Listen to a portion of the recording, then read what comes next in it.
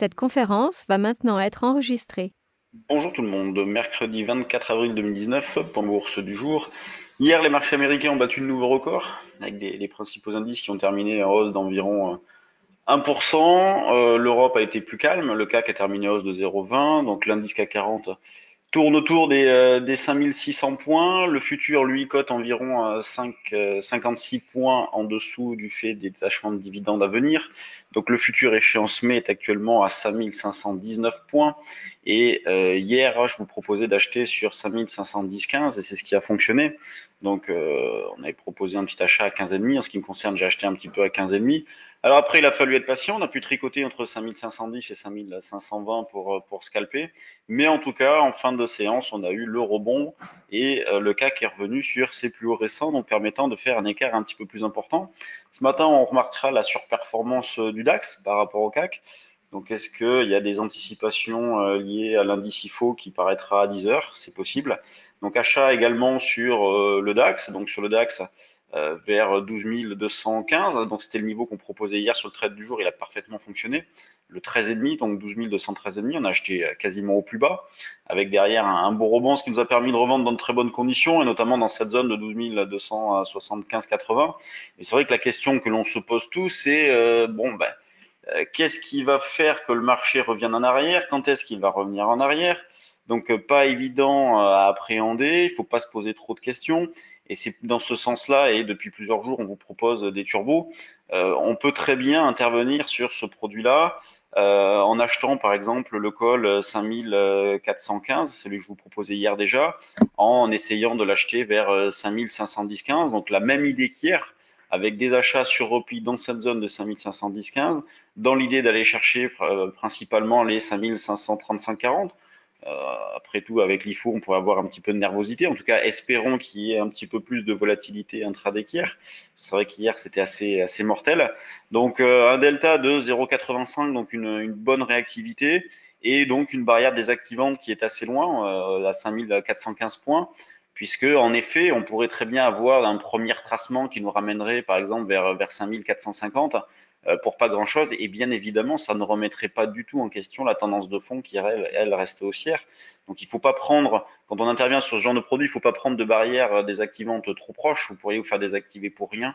Donc 5415 me paraît un bon choix de strike. Quand on regarde donc du côté de l'eurodoll, eh bien, il se passe pas grand-chose. Alors, enfin, on est bien revenu en arrière hier, donc on a pu vendre sur un 12,60, mais sur le fond, on continue d'évoluer entre les mêmes limites. Et si on prend un petit peu de recul, alors oui, on a eu donc le rebond, on revient autour des 1,12. Donc on a une zone d'attraction autour des 1,12 depuis pas mal de temps déjà. Jusqu'à présent, on a tenu systématiquement dans cette zone-là. Mais cette fois-ci, les probabilités de ne pas tenir augmentent. C'est sûr qu'à force de tester un niveau, les probabilités de tenir, voire de rebondir, diminuent un petit peu. Donc, on pourrait très bien passer au travers. Nous, on continue de chercher à vendre sur des rebonds, donc vers un 12, 35, 40 pour commencer en ce début de séance, dans l'idée de jouer un retour vers un 12 et pourquoi pas un 11, 80, et éventuellement un objectif un petit peu plus long terme qui se situe autour de 1,1160. C'est le niveau qu'on propose tous les jours sur le trade du jour pour donner à nos abonnés une idée un petit peu moyen terme et un objectif un petit peu éloigné. Quand on regarde du côté des actions, donc il y en a pas mal de résultats ce matin. À la volée, Biomérieux, Dassault, Forestia, Ingenico, Ipsen, Rémi Cointreau, Vinci, alors il y en a d'autres, hein. Là, je vous donne les principaux résultats. Sur les valeurs du CAC, hier, on a eu une surperformance des grosses pondérations, donc on voit qu'il y a énormément d'arbitrage, des grosses pondérations très bien orientées, ce qui a permis au CAC de remonter donc en fin de séance comme ça en ligne droite. Pour ce matin, donc l'indice CAC perd 0,31. On a la plus forte hausse, c'est ST Micro. La plus forte baisse, c'est Renault qui perd 3,5. Beaucoup de valeurs autour de moins 0,15, moins 0,40, 50. Donc c'est pas bien méchant. Toujours énormément de régularité. Total qui revient un petit peu en arrière après la flambée d'hier. Puisque hier, elle avait pris quasiment 2%, et même en séance, elle prenait plus de 2% à un moment donné. Le CAC, lui, 200 millions échangés à 9h23, c'est pas beaucoup, on est habitué, on est toujours sur les mêmes ordres de grandeur. Sanofi qui a bien validé la zone des 72, donc zone sur laquelle on peut tenter des achats de calls, hein, c'est ce que je vous disais, je crois que c'est hier. Acheter des calls Sanofi dans cette zone-là au-dessus de 72 est jouable. Pensez qu'il y aura un dividende sur Sanofi, donc de 3 euros, qui sera détaché le 9 mai. Juste pour les dividendes, donc aujourd'hui il n'y en a pas, et demain on aura LVMH qui va détacher, et l'impact sur le CAC 40 sera de 5 points.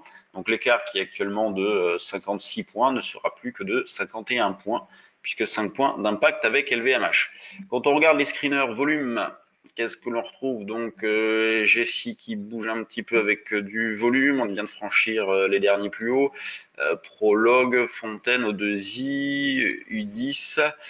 U10, on a fait un double appui, c'est pas mal. On pourrait mettre une alarme au-dessus d'un 80 pour déclencher un petit quelque chose sur U10. On a Twax qui poursuit. Donc Twax, c'était une valeur qu'on avait proposée sur le trade du jour. Donc là, elle se comporte très bien. Ça a été un peu laborieux dans cette zone-là, mais là, elle se reprend bien. Donc, vous voyez, j'avais mis une alerte à 7,20, puisque l'objectif suivant, c'est 7,20. Donc, on n'y est pas encore, mais on s'en rapproche. Inat Pharma bouge avec un petit peu de volume. À la baisse, on a donc Biomérieux, donc les chiffres qui déplaisent. Farnext qui revient en arrière après avoir dérivé latéralement pendant quelques temps. Ça, c'est une valeur, ça c'est Viativ. Farnext est là. C'est une valeur qu'on avait proposée sur le trade du jour, qui fait pas grand-chose depuis un petit moment. C'est un petit peu pénible d'ailleurs. Sinon, pour le reste, pas une spéculation débordante, des petites touches, des petites réactions aux chiffres, de la régularité sur les valeurs du CAC, et donc le futur qu'on essaye d'acheter sur 5510-15, des niveaux d'alerte qui sont éloignés. On essaiera de les remonter dans les jours à venir. Pour l'instant, on peut pas trop, donc on part toujours sur un niveau de neutralisation qui est extrêmement loin, sous 5140, mais on verra pour remonter tout ça très prochainement. Donc n'hésitez pas à vous servir des turbos, des options, si vous ne vous sentez pas à l'aise sur les niveaux de prix actuels. Ce sont des produits qui sont faits pour ça. En ce qui me concerne, je continue d'accumuler des écarts sur le futur, ça marche très bien, et espérons qu'il y ait un petit peu de volatilité aujourd'hui. Sur ce, je vous laisse. Ce soir, deuxième partie de notre stage d'initiation au trading. Hier, on a fait la première en expliquant tous les produits qui s'échangeaient, les principes de base en analyse graphique. Ce soir, on continuera avec l'analyse technique, les concepts en trading, notamment l'idée de scénario probabiliste. Donc, merci aux participants. Et donc, ensuite, prochain stage à Bordeaux, fin mai, début juin, on est complet, future option. Et voilà nos prochaines dates. Sur ce, bonne séance à tous, on se retrouve demain, salut.